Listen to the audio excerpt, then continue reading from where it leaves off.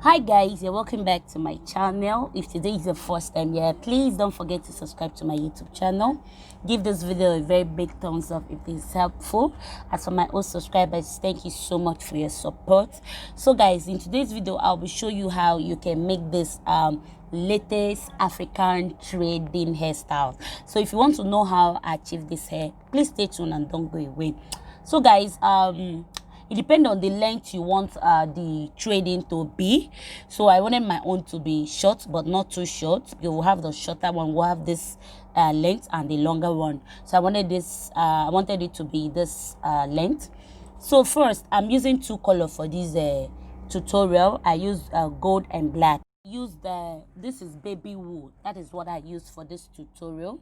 So the yellow one, I counted it 32 pieces, while the black one is just 6 pieces. So after I finished tying the yellow one, I stopped. Why I stopped the place I just stopped now is that so that when I tie the mouth side of it, it will not be big. It will be kind of thinner than the other side of it. So guys, after you finish tying the gold color, you now use the black one, which is 6 pieces, and start tying from the roots. After you tie you go like 6 to 7 times, you now skip and jump over. Depending on how you want the colored one to show on the roots. Then you jump over, then bend it. When you bend it, you now pass through the black one and start tying it. Just as I'm doing it on the video, you start tying it till you get to where you want to stop the black one. You now tie it up there and pick some pieces of the gold color which you left over to finish up the mouth side, then tie it and cut it off. That's how you can achieve this kind of hairstyle. Let me allow you to watch and enjoy it. So please don't forget to subscribe, like I said before, share and comment. See my next video, guys. I love you. Bye.